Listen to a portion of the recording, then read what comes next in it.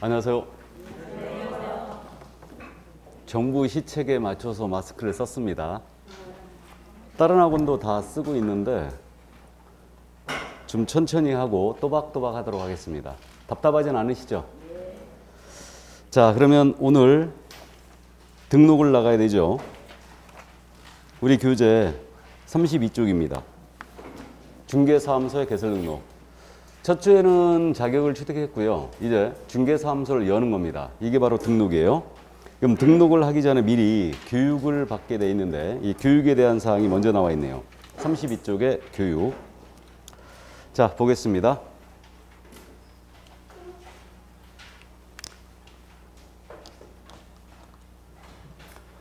이 교육에 대한 부분인데요. 우리는 교육제도가 4가지가 있어요. 그래서 실무교육이 있고 직무교육이 있고 연수교육이라는 게 있어요. 그리고 마지막으로 부동산 거래사고 예방교육이라는 게 있습니다. 사고 예방교육이 있어요. 그래서 교육제도가 4가지로 일단 분류가 되고 있는데 이 교육 부분은 시험에 매번 출제합니다. 무조건 출제예요. 그래서 이거는 지금 30회 때 이 교육을 출제 안 했고 이번 시험에서도 물론 이제 출제가 됐습니다. 예상이 됐던 부분이죠. 자, 그럼 누가 어떤 교육을 받아야 되는가? 바로 이 문제인데 우리가 지금 합격자 발표가 안 났거든요. 12월 2일 날 합격자 발표 나면요. 교육을 아주 정신없이 받습니다. 그래서 개업하실 분들은 미리 가서 교육 받아야 되거든요. 그러니까 내가 합격을 하고 사무소를 바로 연다. 그러면요. 바로 교육 신청해야 돼요. 그래서 그 발표 나기 전에 내가 합격할 것 같다. 그러면 11월 말 정도에 미리 교육을 신청해 놔야 돼요. 미리. 그래서 밀려가지고 내년 1월 달까지 꽉 차 있어요. 이거 잘못하면은 서울 같은 경우는 지금 노원 지역에 제가 교육장이 있는 걸로 알고 있는데 우리 협회 교육장이 있는 걸로 알고 있는데 저쪽 그 지방 쪽으로 내려가서 교육받고 와야 돼요. 잘못하면. 그래서 어쨌든 합격을 하시면 개업을 하실 분들은 미리미리 신청을 해놔야 됩니다. 나중에 자격증이 있어야 되거든요. 자격증 제출하게 돼 있는데 그 자격증 나중에 보완을 하겠다. 그러니까 먼저 교육을 해달라. 그러셔도 됩니다. 자, 그럼 우리는 개업을 하기 위해서는 일단 실무교육을 받는다. 전에 그래서 이것이 사전교육이었어요. 지금 현재는 실무에 나가기 전에 받는 교육이다 해서 실무교육이라고 부릅니다. 그럼 실무교육의 실시권자는 기본적으로 시도지사예요. 그래서 교육 실시권자는 시도지사라고 이해하시면 돼요. 그러니까 시도별로 교육이 시행됨이 원칙이에요. 그래서 시도지사가 일단 실시권자로 돼 있고 다음에 실무교육의 대상자는 누구냐면 당연히 등록을 신청하는 등록 신청인이 받아야 되죠. 등록 신청인이 받아야 되고 아직 공부 안 했는데 우리 법인이잖아요. 중개법인으로 내가 등록을 들어간다. 그럼 법인의 경우는요. 임원사원, 대표자 포함하여 그 법인의 임원인자 다음에 사원이라는 자가 있어요. 이 자는 오늘 공부할 건데 무한책임사원이 있습니다. 그래서 이 자들은 전부 다 교육을 받으셔야 됩니다. 그러니까 법인의 경우는 임원사원 전체가 실무교육을 받으셔야 돼요. 이렇게. 자, 그 다음에 우리가 이것도 아직 공부 안 했는데 분사무소라는 걸 설치합니다. 그러니까 법인의 경우는 지점을 설치할 수가 있는데 이 지점은 우리는 분사무소라고 불러요. 분사무소. 그래서 분사무소는 소장님이 계시는데 분사무소 소장님을 우리는 책임자라고 부를 거예요. 분사무소 책임자가 실무교육 받으셔야 됩니다. 그리고 우리 소속 공인중개사로 만약에 중개사무소에 근무하고 싶잖아요. 그럼 소속 공인중개사로 근무하고 싶다. 그러면 먼저 가서 교육을 받고 오셔야 되죠. 그래서 우리 소속 공인중개사도 실무교육 대상입니다. 이게. 그래서 우리가 지금 다른 걸 공부를 안 했는데 미리 교육제도가 먼저 나와서 여러분들이 감이 잘 안 오는데 사실은 그래서 교재 편제가 대부분 교육이 뒤로 빠져 있어요. 다. 빠져 있는데 우리 먼저 나왔으니까 그대로 갑니다. 순서대로. 그래서 등록 신청하는 자, 분사무 설치한다면 그 책임자, 다음에 소속공사로 근무한다. 그럼 먼저 받으셔야 되고 법인이었다면 임원사원 전체가 실무교육을 받고 오셔야 됩니다. 그럼 언제까지 받아야 되냐 문제인데 이거는 등록 신청 전이에요. 등록을 신청하기 전 1년 내 실무교육을 이수한다. 등록 신청 전 1년이에요. 그럼 예를 들어서 오늘이 18일인가요? 18일 맞죠? 2020년 11월 18일 날 만약에 등록을 신청한다. 그럼 거꾸로 역산하는 거죠. 역산을 해서 2019년 11월 18일서부터 실시하는 실무교육을 받으시면 돼요. 그래서 등록 신청 전 1년 내 실시하는 실무교육을 받으면 된다. 그럼 내가 당장 개업을 할 게 아니다. 또는 소속공사로 근무할 게 아니에요.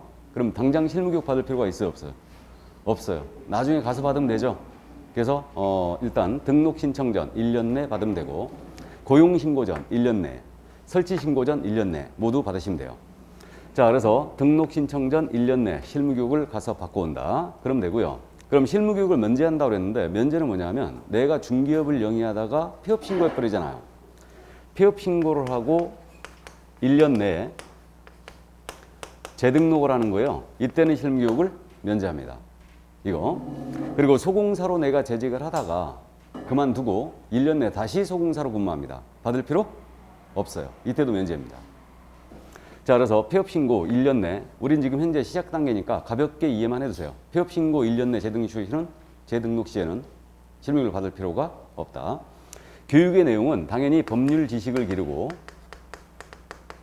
중개 및 경영 실무라든가 직업 윤리를 내용으로 하고 있어요. 이렇게 하고 있고, 시간은 현재 법정 시간이 28시간 이상 32시간 이하로 되어 있습니다. 나중에 시간도 다 암기할 거예요. 자, 그래서 일단은 28시간 이상 32시간 이하예요. 현재 그래서 우리 협회에서 위탁 시행을 하고 있거든요. 우리 공인인구사협회하고 부동산 관련 학과 개설된 대학이나 이런 데서 이제 위탁 시행을 하고 있는데, 지금 현재 우리 협회에서 교육을 몇 시간 하고 있냐면 28시간을 하고 있어요. 28시간을. 28시간은 며칠이에요? 4일. 4일이에요. 7시간씩 4일 합니다. 7시간씩 4일 하고, 하루는 온라인 교육이에요. 하루는 온라인. 그러니까 컴퓨터로다가 열어놓고 협회 홈페이지에 들어가서 이제 교육 그쪽 들어가서 하루 온라인 교육을 받아요. 그럼 설거지하다가 잠깐 듣고 설거지하다 듣고 그래도 되죠. 그래서 어쨌든 온라인 교육 하루 하고 있고요. 3일은 집합 교육이에요. 그래서 3일은 모여서 이제 집합 교육을 현재 하고 있습니다. 그래서 4일이고 교육비는 현재 13만 원이에요. 13만 원. 점심은 안 줍니다. 싸고 가셔야 되죠. 예, 그래서 도시락 싸고 가셔야 되고. 그래서 우리 학원에서 같이 하시는 분들은 공부를 이제 동기생들이 같이 가죠. 교육받으러. 예. 어쨌든. 자, 그래서 실무교육이 바로 이거였습니다. 그래서 이 정도 이해만 해 두시고요. 자, 그럼 다음 넘어갑니다. 직무교육이 있죠. 이 직무교육은 중개보조원에 대한 교육이에요. 그럼 직무교육은 당연히 실시권자는 시도지사가 되겠죠. 시도지사가 실시권자가 되고 있고요. 직무교육은 특이하게요. 등록관청이 들어간다는 거예요. 등록관청도 직무교육을 실시할 수 있어요. 등록관청도 여기도 할 수 있고요. 그럼 등록관청이란 말을 아직 공부 안 했죠, 우리가. 등록관청은 누구냐 하면 중개사무소 소재지 시군구청장이에요. 잠시 후에 합니다. 그래서 시도의사 또는 등록관청이 직무교육 실시권자가 되고 있고, 대상자는 중개보조원이 직무교육 대상자예요. 그래서 지금은요, 중개실무에 나가기 전에는 무조건 교육받고 와야 돼요. 그래서 소공사와 우리 개업공사는 실무교육, 중개보조는 직무교육이에요. 받고 오셔야 됩니다. 시기는 당연히 중개보조는 고용신고하기 전에 1년이겠죠. 고용신고 전 1년 내 직무교육을 이수하면 되고요. 다음에 면제인데 중개보조로 근무하다가 고용관계 종료 신고됩니다. 고용관계 종료 신고 후 1년 내에 다시 재고용된다. 받을 필요 없죠. 우리 고용인에 대한 부분도 아직 공부 안 했죠. 그래서 고용신고 종료신고라는 게 있어요. 그래서 이제 이 고용관계 종료신고되면 1년 내 일단 다시 중개보조로 근무한다. 그럼 직무교육을 면제합니다. 교육의 내용은 중개보조는 단순 업무만 보조할 수 있죠. 그러므로 직업윤리만을 내용으로 하고 있습니다. 그리고 시간은 3시간 이상 4시간 이하로 되어 있죠. 그래서 반나절 가서 교육받고 오시면 돼요. 현재. 그래서 직무교육 이렇게 되어 있고, 직무교육비는 현재 우리 협회가 5만 원을 받고 있습니다. 5만 원. 그래서 중개보조원 직무교육 바로 요 3-4시간이에요. 주로 중개사고 예방에 대한 내용으로 교육을 많이 하고 있습니다. 현재. 그래서 직무교육이 바로 이거였다. 그러니까 보조원을 근무코자 할 때도 교육을 미리 가서 받고 오셔야 됩니다. 이것도. 자, 그래서 직무교육은 보조원이 대상이라는 거, 다음에 실시권자가 등록관청에다 들어가고 있다는 점을 일단 이해를 해둡니다. 자, 그리고 넘어갑니다. 연수교육에 대한 내용이에요. 연수교육은 당연히 실시권자가 시도의사가 맞죠. 그래서 이 연수교육은 우리가 중기업에 종사하면서 받는 교육이에요. 그래서 우리가 중기업에 종사하다 보면은 법이나 제도 같은 게 바뀌잖아요. 이걸 교육을 해주는 거예요. 이게 연수교육이다. 그래서 연수교육은 보수교육적 성격을 띠고 있는 거예요. 보수교육.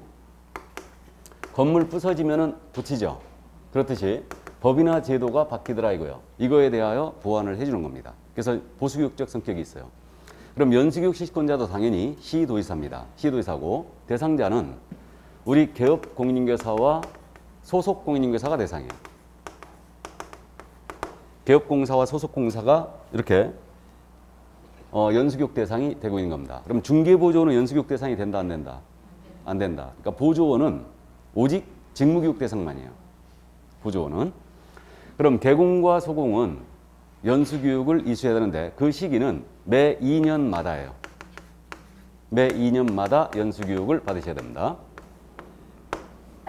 그러니까 주기적으로 받아야 되는 교육이죠 지금. 그러니까 2년마다 교육을 받으셔야 됩니다. 저도 소공으로 등록이 돼 있었거든요. 소공으로 신고가 돼 있었는데 2년쯤 됐더니 저는 실무교육, 연수교육 강사 자격을 갖고 있어요. 세대한 공사협회 강의를 했었고 실무교육, 연수교육 강의를 했었는데 후회를 엄청 했습니다. 소공으로 가기 전에 실무교육 받아야 되죠. 교육 수료증 하나 빼놓을 걸. 가서 교육받고 왔잖아요, 나. 할 수 없이. 그래가지고 또 우리 수강생들 알아보실까 봐 뒤에 숨어가지고 머리도 그냥 이렇게 지금은 이렇게 돌렸잖아요. 내리고 뒤에 조용히 가서 교육받고 왔습니다. 아주 불편한. 후회 엄청 했어요. 그랬더니 2년 딱 되니까 연수교육 받으라고 통지 온 거예요. 문자가 딱 날라왔어요. 연수교육 받으라고. 그래서 이제 문자가 딱 날라왔길래 고용관계 종료 신고 해버렸습니다. 연수교육 받기 싫어서. 이거 실무에서 상당히 부담이에요. 이거 연수교육 어떻게 되냐면 매 2년마다 받아야 되죠. 그러면 이거 2년마다 받아야 되니까 통지해 줘야 되죠. 대상자에게 통지하는데 2년이 되기 2개월 전까지 해줘요. 2년이 되기 2개월 전까지 대상자에게 통지를 하게 돼 있고요. 교육 내용은 보수교육이니까 법이나 제도가 변경된 사항, 그다음에 중개 및 경영 실무라든가 직업 윤리를 내용으로 하고 있고 시간은 법정 시간이 12시간 이상 16시간 이하로 돼 있어요. 일단 그러니까 12시간 지금 현재 교육을 하고 있거든요. 그럼 12시간이면 하루 반이죠. 하루 반이에요. 어쨌든 이틀을 사무실을 비워야 돼요. 그러면 개공과 소공이 대상이니까 이들이 지금 현재 이틀을 지금 교육을 가서 받고 와야 되죠.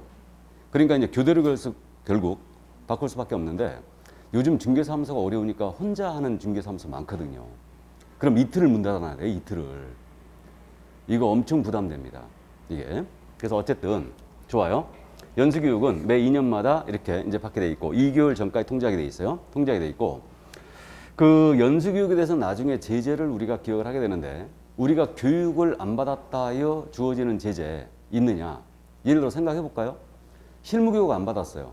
그럼 등록 신청을 받아줄까 안 받아줄까요? 안 받아주겠죠? 그러니까 실무교육을 안 받았다여 제재 없어요. 그러면 직무교육을 안 받았다. 보조원이 되기 전에 직무교육 받아야 되겠죠?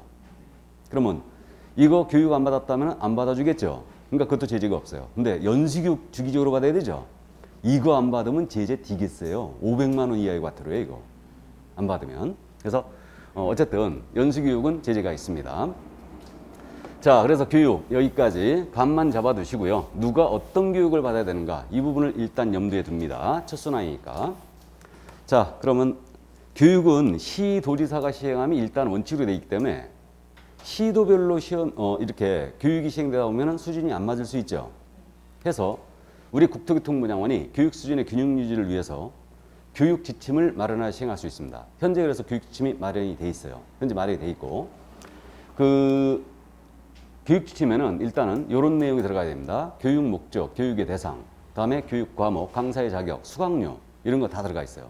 그래서 현재 실무교육은 13만 원, 직무교육은 5만 원, 연수교육은 8만 원이에요. 이래 돼 있습니다. 자, 그래서 이렇게 교육의 실시에 필요한 사항을 이제 교육팀에 정하게 돼 있고요. 다음에 부동산 거래 사고 예방 교육이 있다고 그랬죠. 부동산 거래 사고 예방을 위한 교육. 이 교육이 있는데 역시 부동산 거래 사고 예방 교육 실시권자는 세 사람 다 나와요. 세 사람 다 나온다는 얘기가 국토교통부 장관이 실시할 수도 있고요. 우리 시도지사가 실시할 수도 있고 등록관청도 실시할 수 있어요. 그래서 국토부 장관, 시도의사 등록관청 이 세 사람이 나옵니다. 우리는 그래서 이 세 사람이 모두 사고 예방 교육을 실시할 수 있고 대상자가 개업공사 등을 대상으로 합니다. 자, 여기서 개업공사 등이란 말이 지금 등장했는데 오늘 공부합니다. 이것도 공부하는데 지난 시간에 제가 이거 언급을 했죠. 개공 등이란 표현에 대해서. 우리 중기업에 종사하는 자가 개업 공인인계사가 있고 소속 공인인계사가 있고 중개보조원이 있고 법인의 경우는 임원, 사원이라는 자가 있죠. 이들 중기업에 종사하는 자 전체를 우리 뭐라 부른다? 개공 등이라 부른다. 개업공사 등이란 표현이 5번이 딱 등장하거든요. 근데 개업공인인계사 외에 일반인 등등등이 아니에요. 중기업에 종사하는 자 전체를 말한다. 해서 국토교통부 장관, 시도의사 등록관청은 개업공인인계사 등을 대상으로 하는 부동산 거래사고 예방교육을 실시할 수 있다요. 그럼 지금까지 교육은 모두 필수성을 띠고 있었죠. 고용신고 전 우리 소공사람은 실무교육을, 중개보조원은 직무교육을 받아야 되고 등록 신청하는 자는 등록 신청자 1년 내에 실무교육을 받으셔야 되고 그죠? 필수성을 띠고 있었는데 일단은 이거는 임의성을 띠고 있어요. 사고 예방 교육을 그럼 지금까지 한 적이 있을 것 같아, 없을 것 같아? 네? 있을 것 같아, 없을 것 같아? 없겠죠? 예, 없습니다. 이거 사고 예방 교육 하자면 결국은 강의실 섭외해야 되고 강사 섭외해야 되죠? 이거. 그리고 전부 다 통지 날려야 됩니다. 그러면 사고 예방 교육은 임의성을 띠고 있고 개공 등을 대상으로 현재 할 수가 있는데 그럼 대상자에게 이거 먼저 알려줘야 되죠? 그럼 사고 예방 교육 통지는 교육 실시 10일 전까지 하게 돼 있어요. 10일 전까지. 그래서 교육 실시 10일 전까지 사고 예방 교육을 통지를 해 줍니다. 일단은. 자, 이렇게 돼 있고요.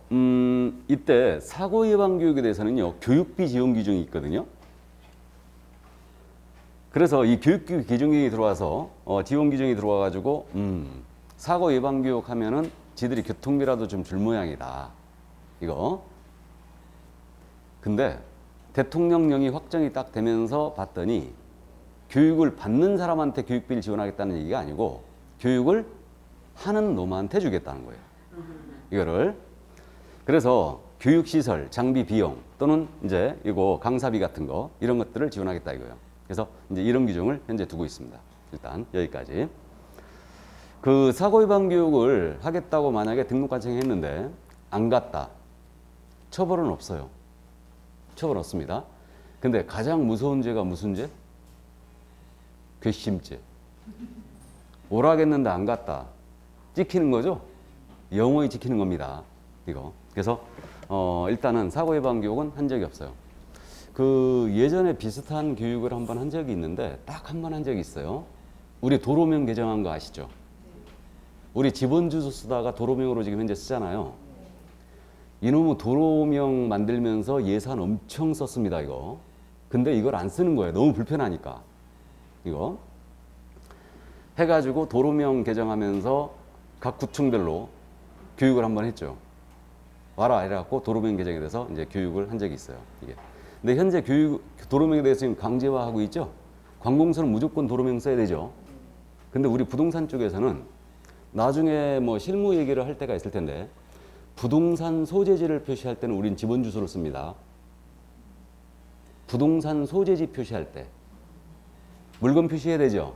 그럼 중개사물 표시해야 되는데 물건 표시할 때는 지번 주소를 현재 쓰고 있고 지번 주소. 그다음에 그 우리 손님들 매도인, 매수인, 임대인, 임차인 이분들의 주소 쓸 때는 도로명을 써요. 도로명을 씁니다. 물론 걱정할 필요는 없어요.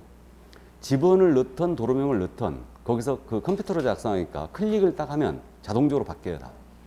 자동적으로. 그러니까 그건 걱정할 필요가 없어요. 알고는 있어야 되죠. 그래서 어떤 분들 막 그런다?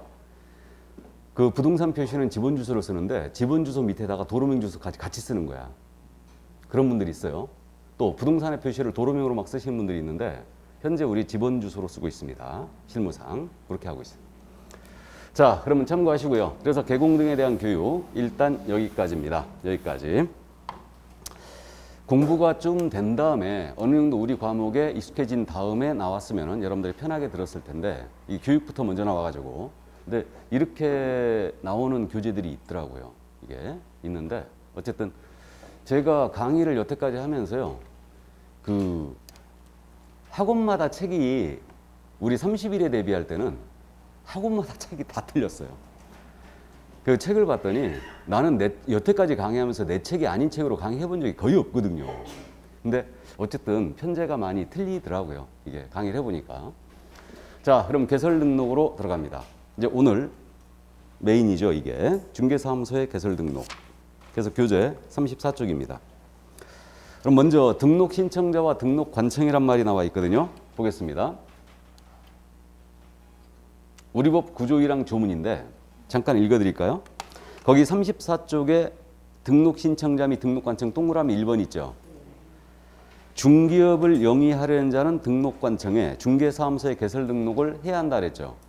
그러니까 요점이 그거예요. 중기업을 영위하려는 자는 이 법에 따른 중개사무소에 개설 등록을 해야 한다. 이랬습니다. 그러면 중기업의 용어의 정의를 공부한 바가 있어요.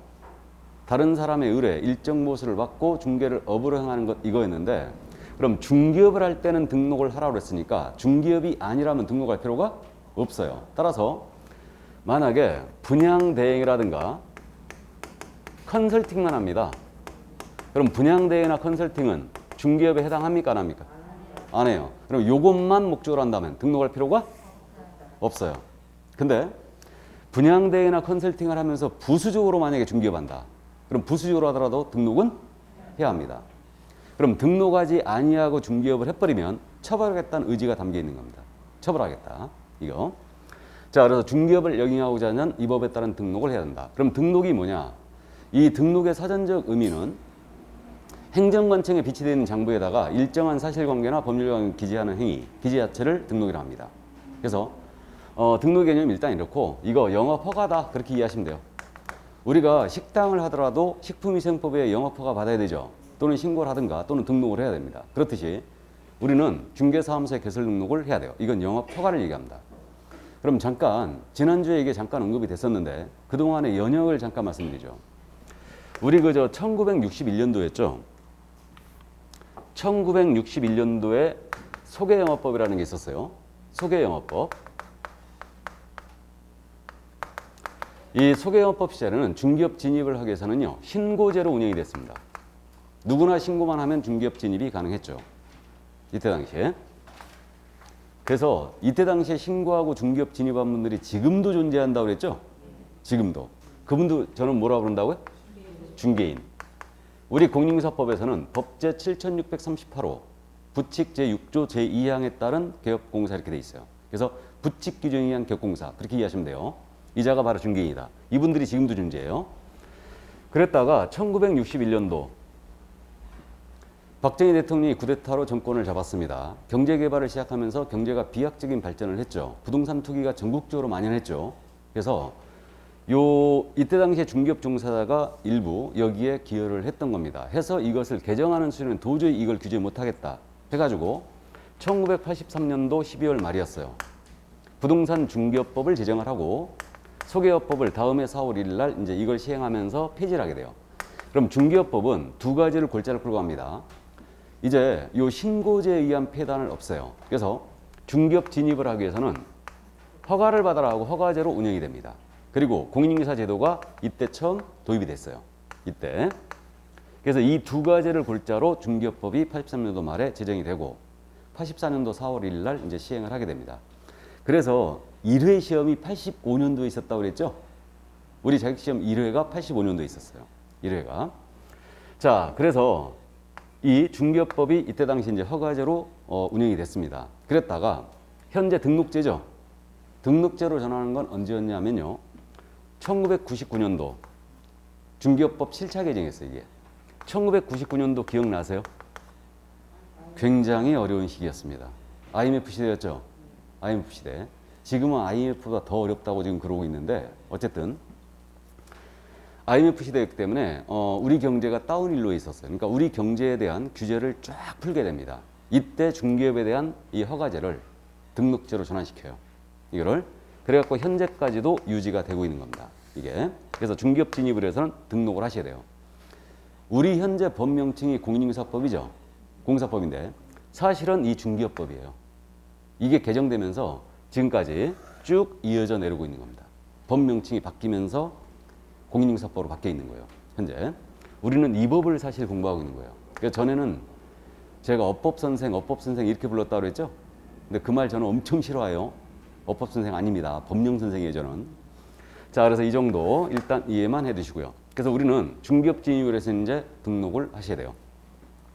자, 그래서 그 정도 이해하시고요. 그러면 지금 동그라미 2번은 뭐라고 되어 있냐면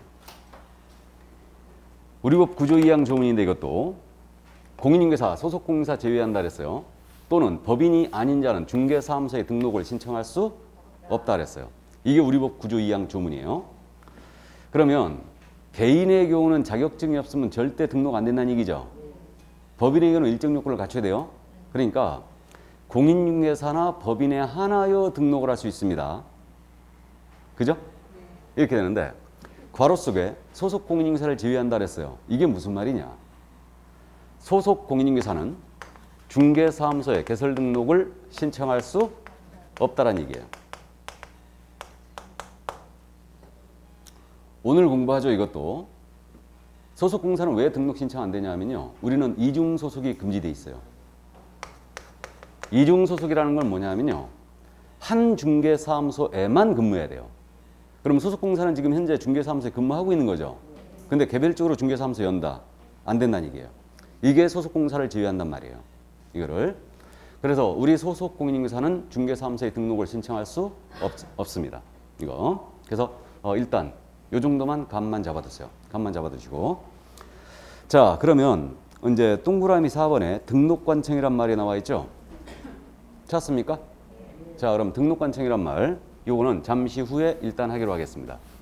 그럼 우리가 개설 등록을 하자면 제일 먼저 등록 기준을 갖춰야 되겠죠. 등록 기준을. 그래서 옆에 35쪽에 등록 기준을 보도록 하겠습니다. 이 등록 기준에 대한 부분인데 등록 기준은 크게 개인과 법인으로 나눠져 있고 개인의 경우는 먼저 공인중개사 자격이 있어야 된다고 그랬죠. 그래서 지금 우리 교재에는 공인중개사가 중개사무소를 개설하고자 하는 경우 그랬죠. 그러니까 우리 개인의 경우를 민법에서는 자행이라고 부르죠. 들은 적 있습니까? 우리 민법 참 어렵게 용어를 써요. 그죠? 그냥 개인 그럼 될 걸 자연인, 내추럴맨.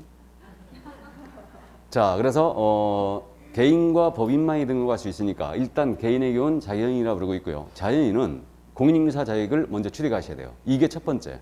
자격 취득이 제일 먼저예요. 공인중개사가 아닌 자는 등록을 안 받아주거든요. 그리고 중개업을 영위할 수 있는 물적 설비를 확보해야 되죠. 이게 중개사무소예요. 사무소 확보해야 되고. 다음에 교육받고 와야 된다고 그랬죠. 그래서 우리가 실무에 나가기 전에 받는 교육에 대해서 실무 교육을 받으셔야 됩니다. 그리고 이건 지금 현재 교재에 내용이 없는데 결격 사유에 해당이 안 돼 있어야 돼요. 그럼 결격 사유라는 건 뭐냐면 등록을 못하는 사유라는 얘기죠. 여기에 걸려 있지 않아야 돼요. 오늘 마지막 시간에 공부하는데 결격 사유의 대표 주자가 뭐냐면 지난주에 제가 잠깐 언급을 했는데 중개사무소 갔더니요. 미성년자, 솜털이 보송보송한 미성년자가 중개사무소 앉아 있어요. 신뢰 가요 안 가요? 안 가죠? 이거. 그러니까 미성년자는 등록할 수 없어요. 또 사기전과 18범이 교도소에 나오자마자 바로 앉아 있습니다. 이거. 신뢰 가요 안 가요? 안 갑니다. 그러니까 그들은 일정 기간 동안 중개업 종사를 금지하고 있죠. 그런 사유에 해당이 안 돼 있어야 돼요. 그러니까 개인의 등록 기준은 자격을 취득할 것, 사무소 확보할 것, 실무 교육을 받을 것, 다음에 결격사에 해당하지 않을 것. 이거예요. 이건데 별도로 암기할 필요도 없습니다. 암기할 필요도 없고 다만 이 뒤에 숨어 있는 내용을 가볍게 이해하고 가야 돼요. 숨어 있는 내용을. 그럼 자격 취득과 관련해서는요. 우리가 이해할 점이 변호사 자격증이 있는 자예요. 변호사 자격증. 우리나라에서 변호사는요. 모든 법률적인 서비스를 대행할 수 있습니다. 보수를 받고 법률적인 서비스를 할 수 있다는 얘기예요. 이거. 변호사 자격증을 따면요. 세무사 자격증을 그냥 줬었죠. 세무사 자격증을. 지금은 이거 폐지됐어요. 폐지됐는데 17년도인가 그때 폐지됐어요. 어쨌든 이게 저도 법대를 나왔지만 우리 학교에는 세무학과가 있었거든요. 그럼에도 불구하고 교양으로 세법을 공부한 적도 없어요. 세법을. 근데 변호사 학증 취득하면 세무사 학증을 준다. 무리가 좀 있었죠. 무리가 좀 있었습니다. 그래서 이 맞들려가지고 변호사협회에서 우리 공인중개사 자격시험을 보니까 부동산학 개론을 제외하고는 전부 다 법 과목이에요. 그러니까 이게 무엇이라고? 우리 변호사 학증 따면은 공사 학증을 달라 이런 거예요. 이거 싫어해요 지금. 우리 공인중개사협회에서 난리 쳤겠죠? 택도 없는 소리 하지도 말아라.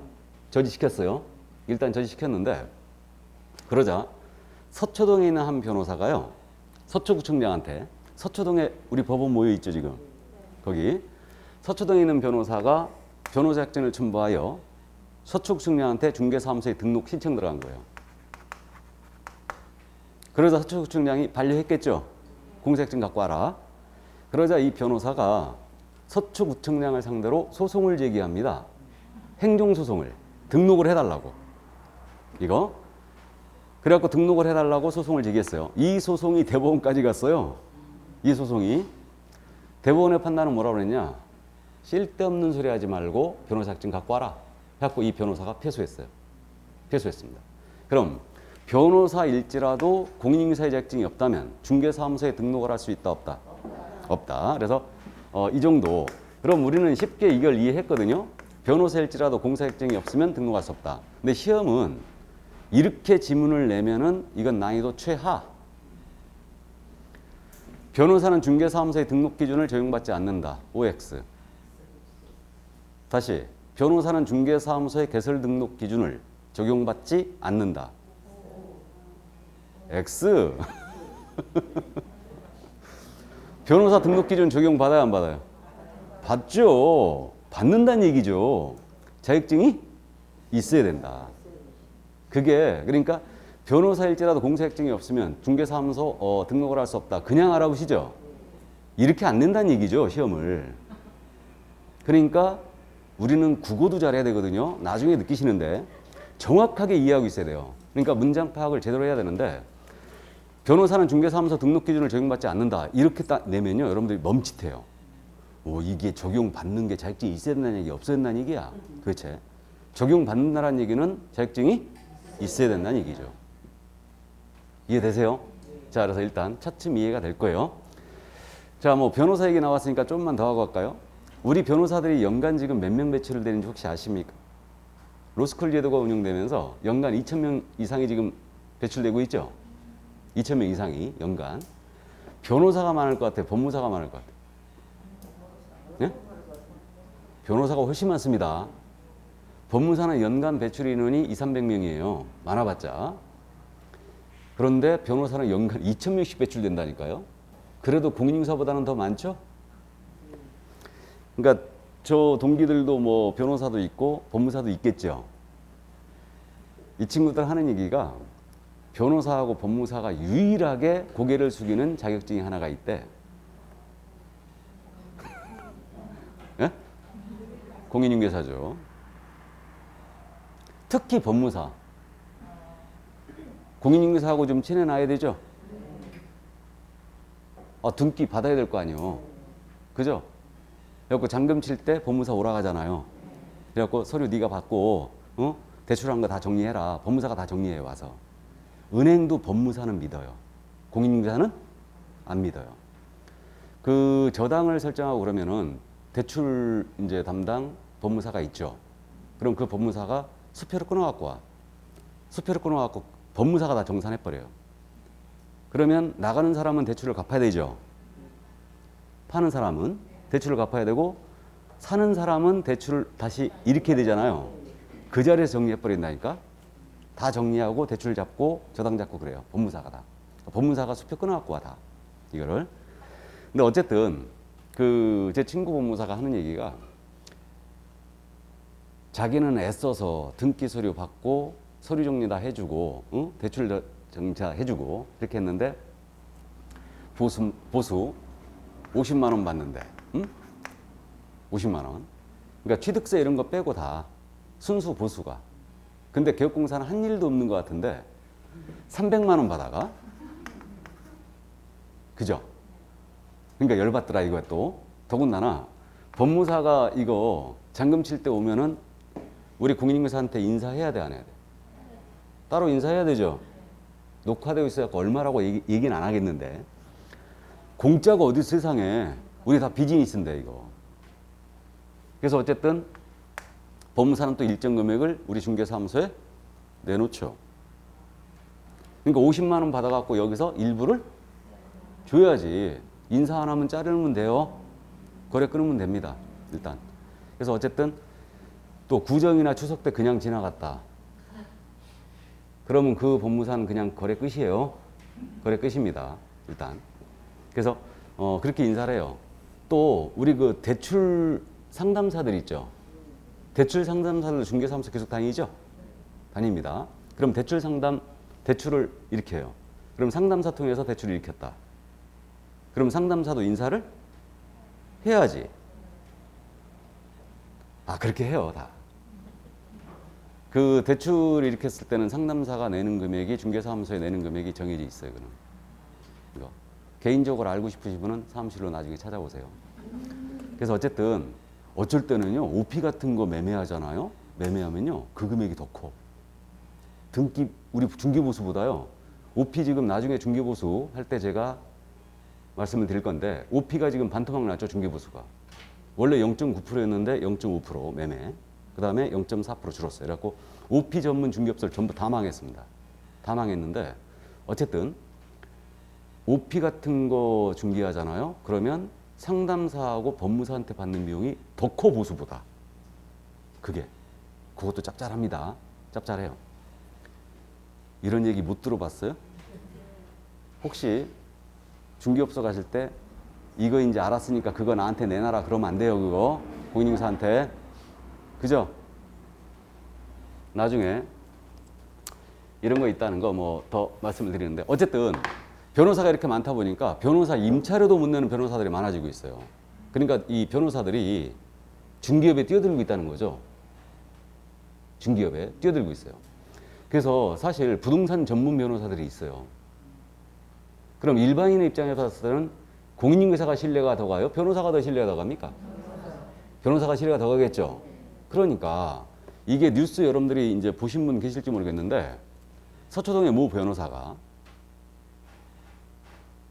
인터넷 사이트를 개설해 갖고 상가든 주택이든 뭐든 빌리기든 관계없이 90만 원인가 99만 원인가 받고 법률 상담을 해주겠다고 이렇게 한 거예요. 이걸 갖고 그래갖고 아파트도 소개하고 상가도 소개하고 물건에 관계없이 금액에 관계없이 모두 이 금액을 받고 상담을 해주겠다, 그런 거예요. 그러자 우리 공인사협회에서 고발 들어갔겠죠. 등록도 하지 아니한 자가 중개업을 한 거다, 이거. 무등록 중개업이죠. 무등록 중개업은 우리 법상 최고의 처벌이 나가요. 3년 이하의 역은 3천만 원의 벌금에 처합니다. 그래가지고 고발 들어갔어요. 1심 패소했어요. 협회가 졌습니다. 무죄. 이거 무등록 중개업 아니다. 법률 상담을 하는 거다. 1심에서 졌어요. 그래가지고 변호사 앞에서 난리가 났죠. 와, 우리 변호사들 중개업할 수 있어. 이건 법률적인 서비스야. 그래가지고 난리가 난 거예요. 그래서 제가 1심 판결 나오면서 제가 그랬습니다. 그러면 우리가 손님이 왔을 때 계약서 써주는 거 어떻게 되느냐. 그냥 일반인이 들어와서 중개 손님이 아니에요. 일반인이 와서 계약서 주면 어떡할 건데. 지들 고발 들어가고 난리 칠걸요. 우리가 보수를 받고 중개 의뢰인이 아닌데 계약서를 써줬다. 보수를 받고 중개 의뢰인이 아닌데 계약서를 써줬다. 변호사법 위반이에요. 변호사법 위반이에요, 그거. 법무사가 법률 상담을 해주면서 보수를 받고 해줬다. 변호사법 위반이에요. 보수받고 법률 상담해줄 수는 누구뿐이에요? 변호사뿐이에요. 그럼 지들 영역을 침해했다고 난리칠 거예요. 그래가지고 결국은 중개업, 이거 분명한 중개업인데 1심에서 패소했어요. 그래가지고 다시 항소를 합니다. 검사가 기소 잘못한 거지, 사실은. 그래가지고 항소를 해갖고 2심 판결 유죄. 그래갖고 이 변호사한테 무등록 중개업에다 그래갖고 500만 원 벌금 선고했어요. 500만 원. 그럼 오늘 공부하는데 우리 법 위반하여 벌금 300만 원 이상을 받잖아요. 그럼 결격이에요. 중개업에 종사할 수 없어요. 3년 동안. 3년 동안 종사 못합니다. 그러면 이 변호사는 결국은 벌금 500만 원 여기서 끝났어요. 대법원까지 안 갔습니다. 확정돼 버렸어요. 벌금 500만 원이. 그러면 이 변호사는 그러면 이거 못한다는 얘기죠. 중개업을. 그러니까 어떻게 했느냐. 법인 설립했지. 지금도 하고 있어요. 중개법인을 설립했죠. 그래갖고 바지 공인인증사를 고용했겠죠. 왜? 중개법인의 대표자는 반드시 공인인증사야 되거든요. 그래갖고 바지 공인인증사를 고용해서 이자로 하여금 대표, 중개사무소 운영하고 있는 거죠. 여전히 하고 있어요. 이게 그래갖고 보면은 저희 사법시험 공부할 때만 해도 행정고시 하는 애들하고도 놀지도 않았어요. 우리가 엄청 무시했지. 무슨 행정고시냐고 사법시험 하고 있는데 지금. 7급 공무원 공부하잖아요. 아예 놀지도 않았어. 우리 옆에 오지도 못하겠어요. 그러니까 그 자존심이거든. 자존심이다. 근데 지금 사회가 바뀌었죠? 세상이 바뀌었어. 우리 노무현 전 대통령이 돌아가신 노무현 전 대통령이 부산에서 변호사 하면서 등기 업무 했다고 그랬잖아요. 영화 보셨죠? 등기 업무를 했어요. 그 당시만 해도요. 변호사가 등기 업무를 했다. 왕따였지. 부산에서 왕따였어요. 왜? 그 자존심 때문에. 소송만 하는 거고 등기 업무는 법무사한테 맡겨놓는 거죠. 법무사 업무는 변호사가 모두 커버할 수 있어요. 다. 근데 안 하고 있는 거지. 등기 업무를. 근데 요즘 변호사들 다 하죠. 많이 해요. 등기 업무 많이 하고 그래서 업계 영역을 지금 법무사들이 제일 위험성이 가장 크죠.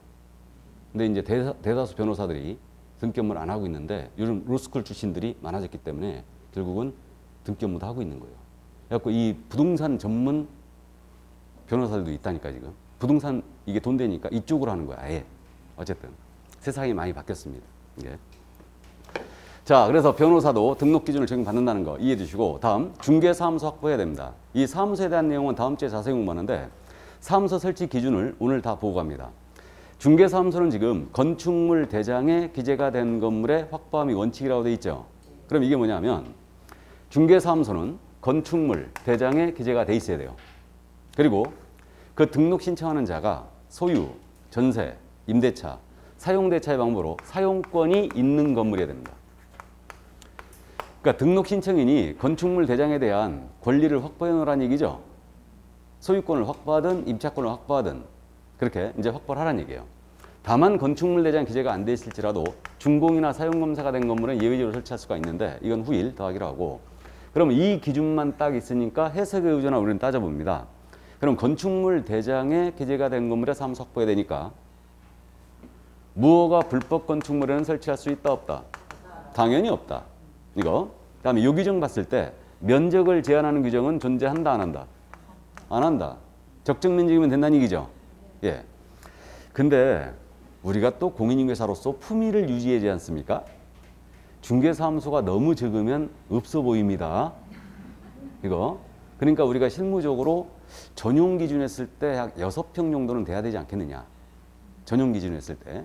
그래야 책상 2개 정도 놓고 테이블 하나 놓고 그리고 손님이 조금 앉아있을 자리가 있을 것이다. 그래서 이제 그렇게 해석을 하고 있는데 면적 규정은 존재하지 않아요. 일단. 자, 그러면 여기서 이제 한 가지만 더 짚고 가죠. 가설 건축물에 그러면 설치할 수 있느냐? 가설 건축물에 이 문제인데 이게 여러분들이 공법 시간에 이제 건축법을 공부해요. 그러면서 가설 건축물을 공부하시게 될 텐데 대표적으로 컨테이너 사무실 여기다 설치할 수 있느냐? 설치할 수 없어요. 이거는 건축물 대장 기재가 안 돼 있죠? 그러니까 일단 설치 불가. 근데 우리 시골 가다 보면요. 컨테이너에다가 사무실 이런 데들 있죠. 그런 데도 있어 가끔 있습니다. 그런 데들은 건축물 대장이 작성이 돼 있을 가능성이 있습니다. 컨테이너지만 정식 건축물로 등록을 해놓은 거지. 건축물 대장 작성될 가능성이 있고 아니면 아주 예전에 열어놓은 거예요. 이게 이렇게 바뀌기 전에 그래서 이제 그때 여론은 사무실 가능성이 있어요. 그러나 어쨌든 우리는 시험에 지금 대비하니까 가설 건축물에 설치할 수 있다 없다? 없다. 면적 제한 규격은 존재하지 않는다. 이해 두시고.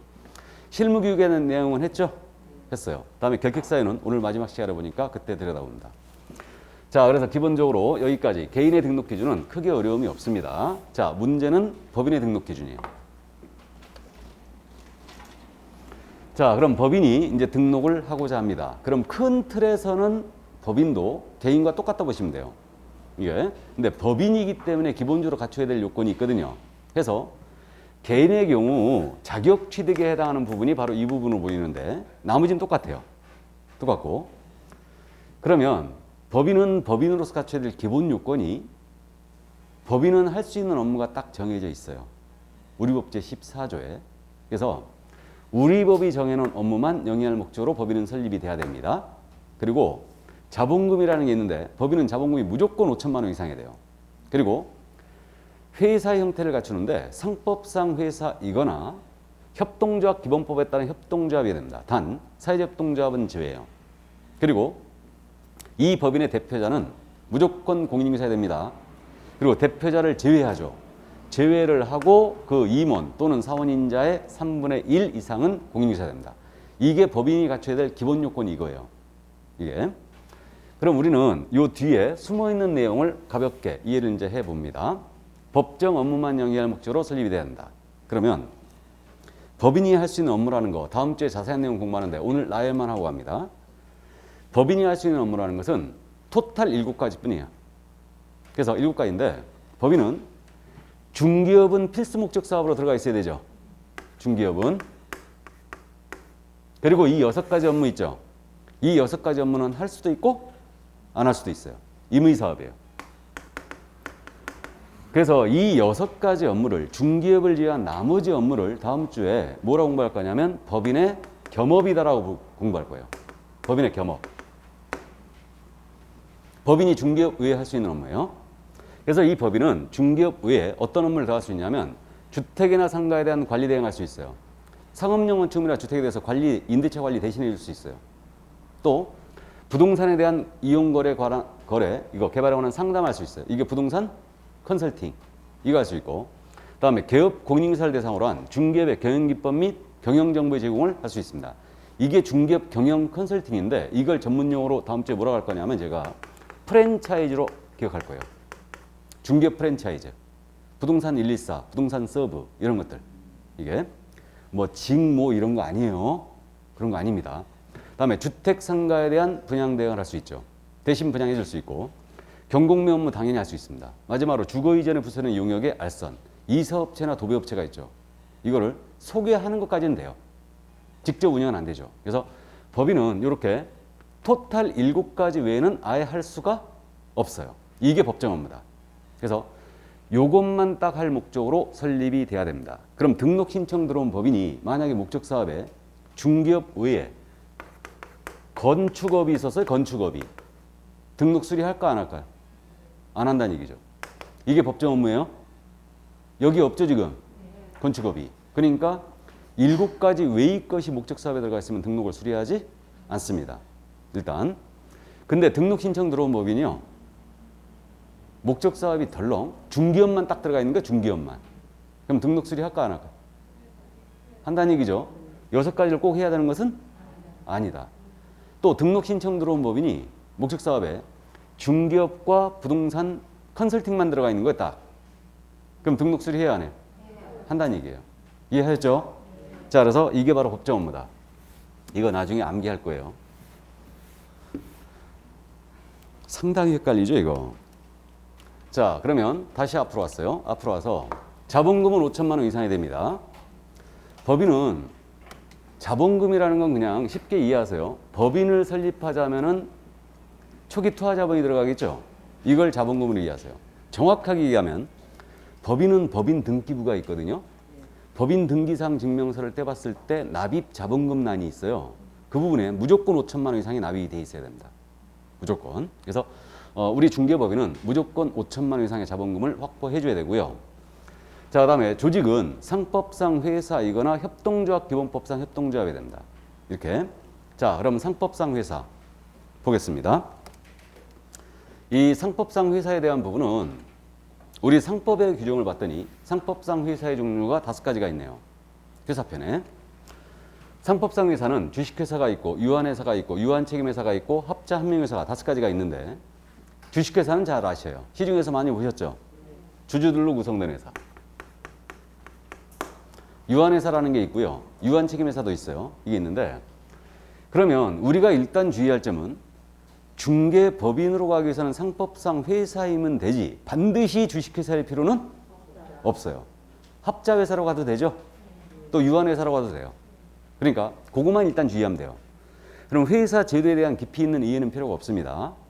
가볍게 말씀드리면 주식회사는 주주들로 구성된 회사고 유한회사는 유한책임회사도 마찬가지인데 유한책임사원들로 구성된 회사예요. 유한책임사원들로 구성된 회사다. 그럼 여기서 사원이라는 표현을 이제 이해할 때가 됐는데 이 법에서 사원이라는 표현이 있잖아요. 이거는 절대 회사의 직원을 얘기하는 게 아니에요. 직원을 얘기하는 게 아니고 이 회사의 투자자를 얘기한다. 그럼 투자자인 자가 유한 책임을 진다는 얘기예요? 이들로 구성된 회사예요. 유한 책임이란 얘기는 무슨 얘기냐면 자신이 투자한 금액을 한도로 회사 채무에 대한 책임을 지는 거예요. 자신이 투자한 금액을 한도로 회사 채무에 대한 책임을 진다. 이걸 유한 책임이라는데 예를 들어 이게 유한회사인데 이 유한회사에 제가 1억을 투자했어요. 이 유한회사가 은행으로부터 금 20억을 빌렸습니다. 이걸 못 갚는 상태에서 이 회사가 망해버렸어요. 그럼 나는 투자한 금액 일단 날렸죠. 날렸고 내 개인 재산 가지고 은행한테 이 채무를 책임진다 안 진다? 안 진다. 이게 유한 책임이에요. 투자한 금액을 한도로 회사 채무에 대한 책임을 지는 것. 이들로 구성된 회사가 유한회사, 유한책임회사예요. 그럼 주식회사 주주 생각해 볼까요? 주식회사의 주주. 내가 주식회사 주식을 샀어요. 그 회사 망했습니다. 나는 그 주식 산 금액 날리고 마는 거죠. 그럼 주식회사의 주주도 유한 책임을 지는 사원이 분명히 맞죠. 투자자이고 주식 산 금액을 한도로 책임지고 있죠 지금. 그러니까 말만 틀릴 뿐 성격이 둘이 같아요 사실은. 그럼 우리 상법은 주식회사는 대규모를 예상했던 거예요 처음에. 유한회사는 소규모를 예상했던 겁니다. 소규모회사라면 유한회사로 가라 이 얘기예요. 그리고 최근에 유한책임회사라는 걸 도입했는데 이거는 가족들끼리 회사를 쬐끄맣게 운영하잖아요. 그럼 이걸로 가라고 유한책임회사 제도를 도입한 거예요. 독일식 유한책임회사인데 우리 유럽 같은 데 보면 간의 수공업으로 대대손손 계속 몇백 년 막 이어오는 명품들이 있죠. 그게 유한책임회사들이 많거든요. 그래갖고 우리도 그걸 장려하기 위해서 이 제도를 도입한 거예요. 일단은. 그래서 이 세 회사는 그런 차이가 좀 있고요. 한명회사는 유한회사와 정반대 회사예요. 여기는 또 거꾸로 무한책임사원들로 구성된 회사예요. 그럼 무한책임사원이란 말 느낌 딱 오시죠? 사원은 투자자를 얘기하고 이자가 끝까지 개인 재산 가지고도 회사 채무에 대한 책임을 진다는 얘기죠. 이들로만 구성된 회사가 한명회사예요. 이게. 그래서 저는 여태까지 살아오면서 한명회사를 실제로 본 적은 한 번도 없어요. 실제로 본 적은. 아, 회사 설립해놓고 회사 망해버렸는데 개인 재산 가지고 책임을 진다. 뭐하러 회사 설립합니까? 이게. 그래서 이제 실제로 본 적이 없는데 일부 농기계 회사라든가 수산업 회사 또는 뭐 주류 회사가 이상하게 회사가 한명회사가 많더라고요. 이게. 그러니까 농기회사나 수산업 회사는 농민이나 어민을 위해서 반드시 있어야 돼요. 있어야 되고 정부에서 지원금을 주거든요. 지원금을 주는데 강제적으로 한명회사로 가라. 끝까지 책임지게. 그렇게 해가지고 이제 지원금이 나가는 경우가 있어요. 강제하는 경우가 있습니다. 그래서 일부 있어요. 그래서 이렇게 있고. 그럼 합자회사는 뭐냐? 말 그대로 합작이 된 회사예요. 누가 합작된 거냐면 유한책임사원과 무한책임사원이 합작된 회사다. 이게 바로 합자회사입니다. 그래서 합자회사는 일부 있어요. 이거는 그래서 이렇게 이해하시면 돼요. 그래서 이게 바로 이제 상법상 회사 종류 5가지가 이거였어요. 그리고 이제 상법상 회사뿐만 아니고 협동조합 기본법에 따른 협동조합으로 가도 돼요. 그러면 그 우리 협동조합 기본법에 따른 협동조합이라고 그랬기 때문에 우리 주변에서 협동조합들 많이 보죠. 뭐 농업협동조합서부터 시작해서 축산협동조합 또는 신용협동조합, 뭐 다 이런 것들이 있는데 그거 다 아닙니다. 그거 아니고 그런 협동조합들은 특별법이 있어요. 다 노협동조합법이라는 게 있죠. 그런 법에 의해 설립된 거예요. 근데 지금 여기서 말하는 협동조합은 협동조합 기본법에 따른 협동조합이에요. 그래서 중개협동조합 탄생을 예고한 겁니다. 저쪽 유럽 쪽에는 협동조합 제도가 굉장히 활성화되어 있기 때문에 중개협동조합들이 있어요. 있는데 이걸 우리도 도입한 거죠. 그럼 법인으로 갈 때 협동조합으로 갈 수 있게 해놓은 겁니다. 이게. 그래서 협동조합 설립은요. 일단 협동조합 기본법에 따르면 5인의 조합만 확보하면 돼요. 그리고 등기를 함으로써 협동조합이 설립되고 시도의사에게 신고하면 됩니다. 그럼 설립이 되는 거예요. 이게. 그래서 이 협동조합은 기본적으로 조합원들의 권익 향상을 위한 단체죠.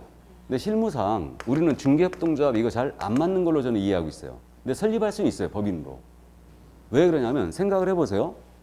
내가 중개사무소 들어가려고 그러는데 간판이 있어요. 그러면 간판을 정할 때 협동조합은요. 반드시 협동조합이라는 말 들어가야 돼요. 들어가 있어야 돼요. 여기에.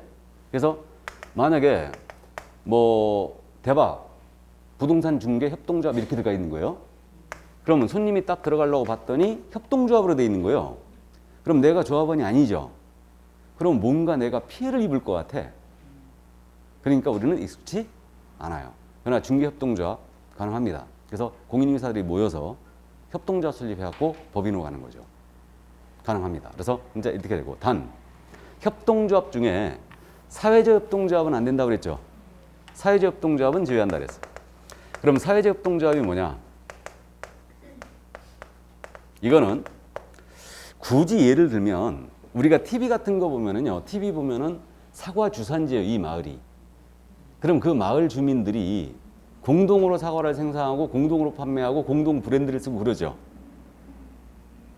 있어요. 그게 일종의 사회적 협동조합이에요. 그러니까 사회적 협동조합은 지역 주민들의 권익 향상을 위한 협동조합이라든가 또는 그 소외계층에 대한 일자리 마련을 위한 협동조합이에요. 이게 사회적 협동조합입니다. 도시 지역에서는 사회적 협동조합 볼 수 있는 게 뭐가 있냐면 우리 요즘 의사들 있죠. 의사들이 모여가지고 의료 협동조합을 만드는 거예요. 의료. 이게 사회적 협동조합의 일종이에요. 그래서 이거는 영리법인이다 그러면 비영리법인이다? 비영리법인. 그러니까 사회적 협동조합은 비영리법인이기 때문에 등록할 수가 없어요. 그래서 이걸 주의해야 돼요. 그래서 상법상 회사이거나 협동조합으로 가면 되는데 단 사회적 협동조합은 제외한다. 여기는 등록 불가합니다. 일단 자 그러면 이 회사 조직에 대한 내용 일단 여기까지 이해를 해두시고요. 그러면 임원에 대한 요건으로 갑니다. 이제 임원에 대한 요건으로서 대표자는 반드시 공인인증서야 됩니다. 그럼 대표자가 공인인증서가 아니면 등록을 안 받아줍니다. 그래서 법인의 대표자는 무조건 공인인증서야 되고요. 대표자를 제외한 데에 포함이래요. 제외다. 우리 나중에 이런 거 조심해야 됩니다. 이번 30일의 시험 때도 이걸 포함이라고 냈어요. 그렇게 냈는데 대표자를 빼고 그 임원 또는 사원인자의 3분의 1 이상이 공인인증서야 된대요. 그러면 여기서 임원 사원이 누구냐 이걸 알아봐야 되죠. 먼저 그러면 여기 주식회사가 있습니다. 주식회사 유한회사에는 이사라는 분이 계세요. 이분 임원 맞죠? 감사라는 분이 계시거든요. 이분도 임원이에요. 감사도 임원입니다. 그리고 유한책임회사 있죠. 유한책임회사는 상법이 이렇게 돼 있어요. 이사 대신 업무집행자를 둔다 이랬어요. 그러면 이사와 동격인 자가 바로 업무집행자예요. 이 자가 임원입니다. 그리고 협동조합이 있는데 협동조합도 임원이 누구냐 하면 이사 또는 감사예요. 그럼 우리 법에서 얘기하는 임원이란 분은 유한회사로 갔을 때 이사, 감사, 협동조합으로 갔을 때 이사, 감사들을 얘기합니다. 유한책임회사로 갔을 때는 업무집행자를 말하죠. 그럼 우리는 임원 또는 사원 그랬죠. 그럼 우리 법에도 사원이란 표현이 등장했는데 그 사원이란 표현은 직원이 절대 아니다. 그래서 그 사원이란 표현은 합자나 한명회사의 무한 책임 사원들을 얘기합니다. 왜 그러냐면 이 무한 책임 사원은요 이사와 동격인 자예요. 그래서 무한 책임 사원은 끝까지 책임을 지는 자들이기 때문에 이들에 대해서는 법인 등기에 모두 등기되고 이들은 회사 업무 집행에 권한이 있거든요. 그래서 주식회사에 있어서 이사와 동격인 자예요. 이 자가. 그래서 우리 법에서 얘기하는 요 사원은 무한책임 사원이다. 그럼 이 얘기예요. 만약에 유한책임의 사로 중개법인 설립하잖아요. 그럼 대표자 빼고 임원 요 업무집행자의 3분의 1 이상은 공인사야 돼요. 합자회사로 중개법인 설립하잖아요. 그럼 대표자 빼고 요 무한책임 사원의 3분의 1 이상이 공인인사 이해한다는 뜻입니다. 이해되세요? 자, 그러면 이제 앞으로 제가 임원이라고만 표현해도 사원이 항상 같이 다닌다. 그렇게 하시면 되는데. 자, 그러면 다시 앞으로 가서 우리는 숫자에 굉장히 민감하니까 또 연습하고 와야 되죠.